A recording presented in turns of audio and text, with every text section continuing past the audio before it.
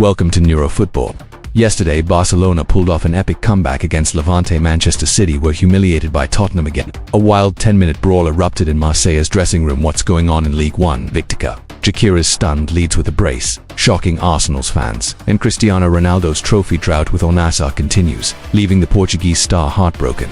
From transfer bombshells to on-pitch drama, we've got it all today. Smash that like button, hit the bell, and subscribe to stay locked into the football frenzy. Let's dive into the madness. Cristiano Ronaldo's trophy drought with Al-Nassr continues, and it's tearing fans apart.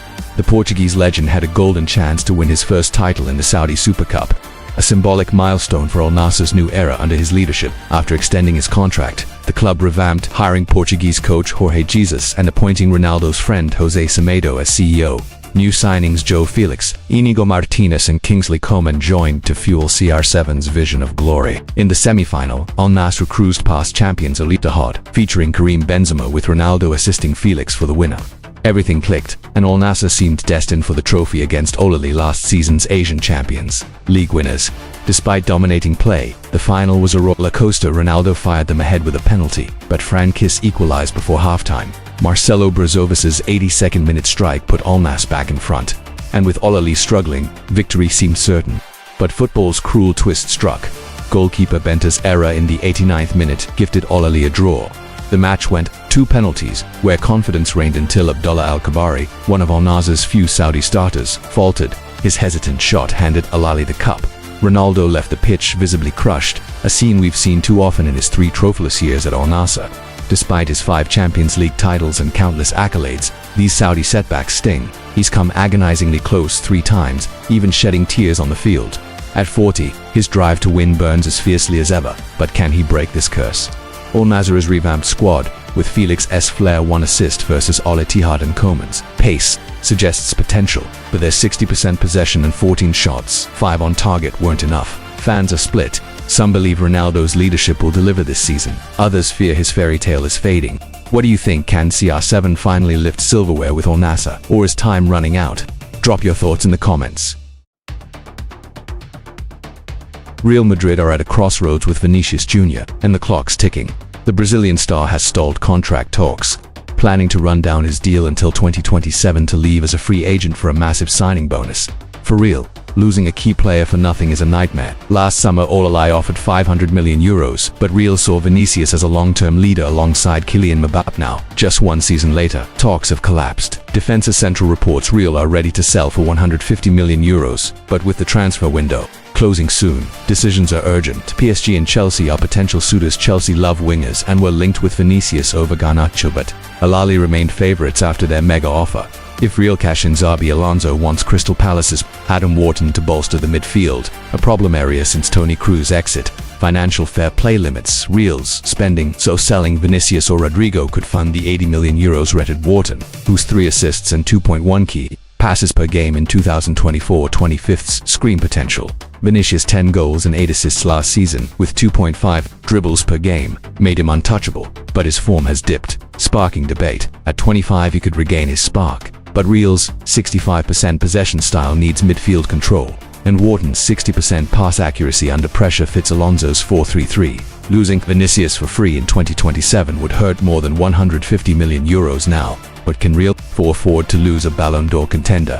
Fans are torn. Some say sell to fund Wharton. Others believe Vinicius can rediscover his magic. What's your take? Should Real cut their losses or fight to keep him? Share in the comments. Tottenham Hotspur are Manchester City's ultimate kryptonite, and they proved it again. At their new stadium, Spurs, now led by Thomas Frank, delivered a masterclass to dismantle Pep Guardiola's side. Pep once joked that after winning the treble, his dream was to beat Spurs away, and he's still dreaming.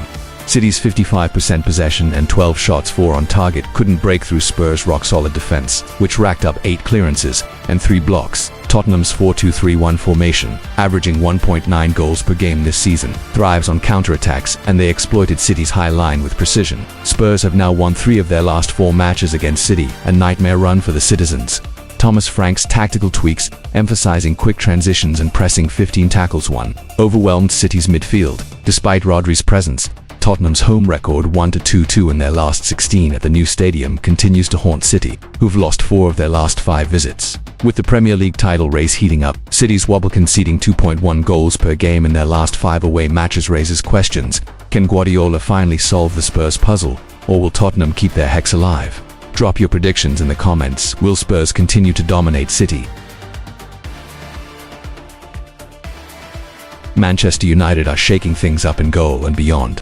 After a summer of rumours linking them to Emiliano Martinez and Gianluigi Donnarumma, United passed due to high costs, sticking with Andre Onana and Altay Ndia. Shaky performance against Arsenal, where he conceded a goal. Joe Hart called questionable Saliba's push wasn't fully his fault, pushed United to act. The Guardian and Fabrizio Romano report a £17 million deal for Royal Antwerp's Senlo, a Belgian keeper known for consistent saves and commanding his defence. Loman set to challenge Onana could exploit the Cameroonian slump's 80% save rate last season. United's 4-3-3, averaging 55% possession, needs a reliable no one, and Loman's 85% pass accuracy fits.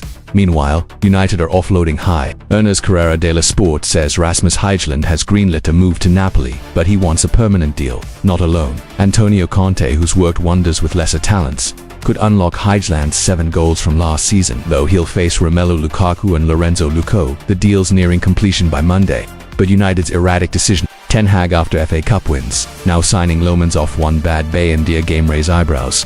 Loman's arrival 0.6 goals prevented per game could pressure Onana, but is he the answer? And will Højlund thrive in Serie A? Share your predictions in the comments. The Marseille meltdown, a locker room brawl, public spats, and a transfer saga. What's going on at Olympique Marseille? New details have emerged from a chaotic locker room fight that has led to 2 players being put up for sale, according to journalist Romain Molina.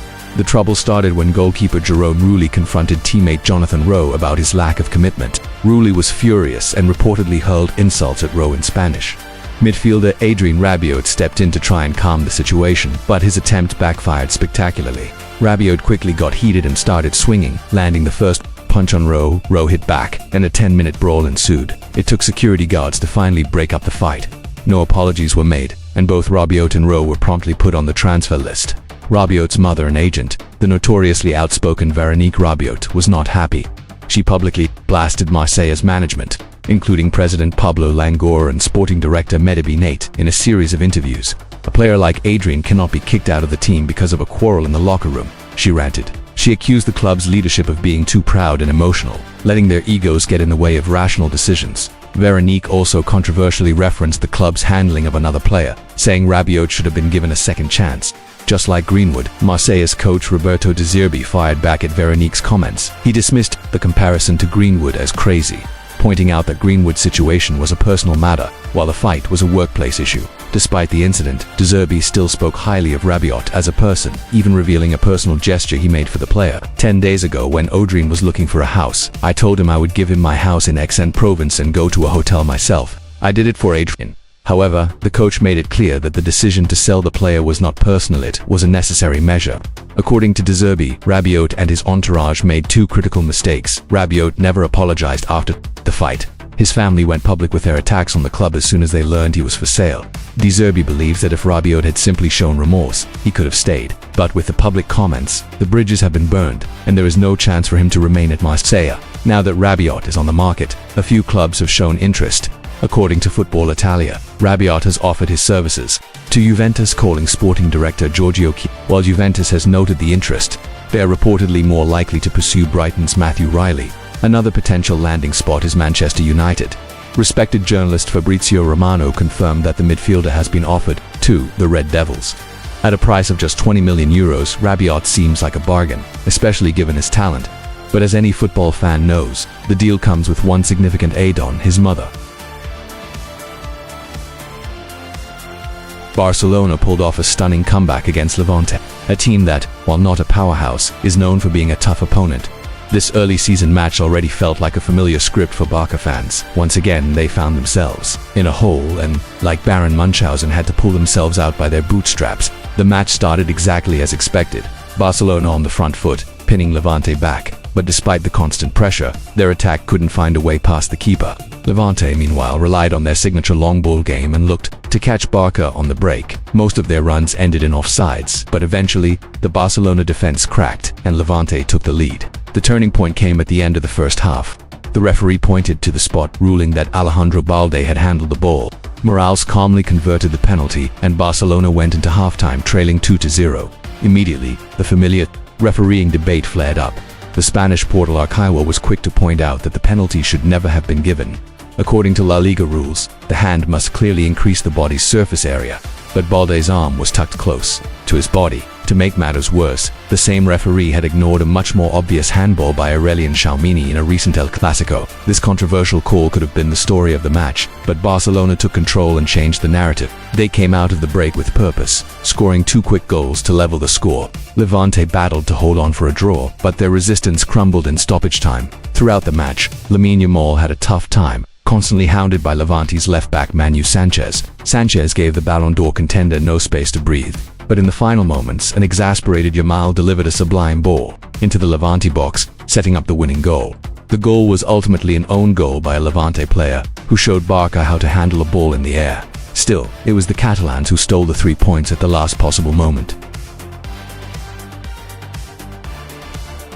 Arsenal's Victor Gyökeres stole the headlines against Leeds, hammering in a brace during a 5-0 rout that left Arsenal's fans stunned.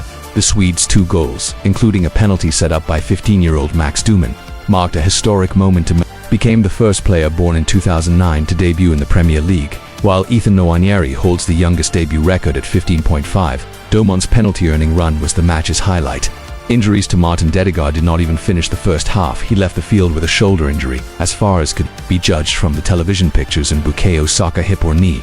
Seen limping off, Mikel Arteta to unleash the youngster, and he delivered.